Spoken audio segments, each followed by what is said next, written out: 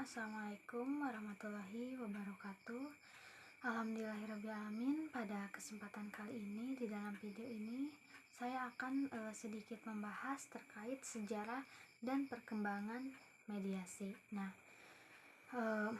Langsung saja di sini saya akan memulai pembahasan yang pertama, yaitu perkembangan dari lembaga dading ke lembaga mediasi. Dalam pasal 130 HIR atau 154 RBG mengamanatkan bahwa usaha aktif dari hakim agar berusaha mendamaikan pihak yang berperkara, sedangkan dalam kenyataannya hanya sebagai formalitas belaka. Hakim menawarkan perdamaian saat persidangan. Dari dijelaskan dalam pasal tadi bahwa hakim itu harus bersikap aktif. Maksudnya bersikap aktif itu yaitu wajib mendamaikan para pihak dalam perkaranya.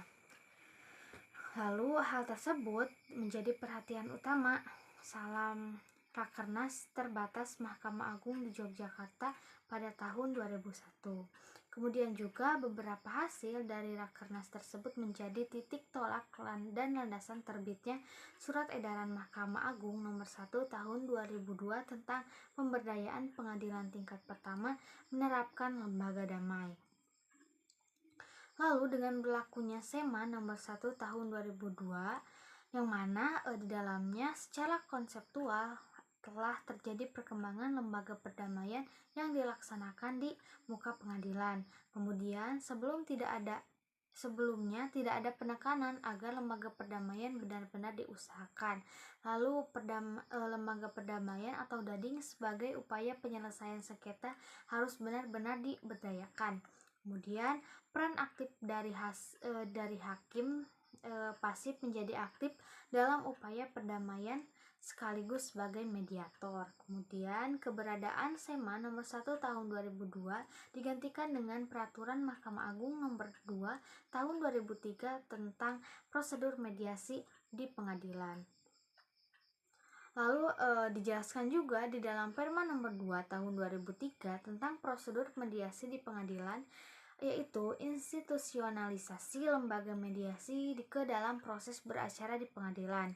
Dalam pasal 2 menyebutkan semua perkara perdata yang diajukan ke pengadilan tingkat pertama wajib terlebih dahulu untuk diselesaikan melalui perdamaian dengan bantuan seorang mediator.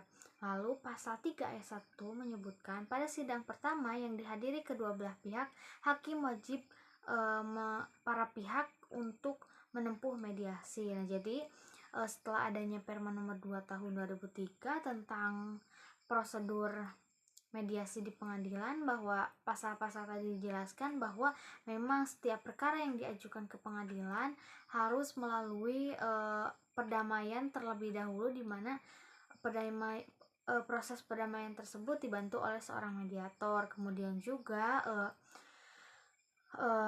dalam sidang pertama yang dihadiri oleh kedua belah pihak, maka wajib untuk melaksanakan mediasi. Kemudian dari perubahan dari lembaga damai dading menjadi bentuk mediasi, menjadi mekanisme pembelajaran bagi masyarakat supaya lebih serius dalam memandang mediasi.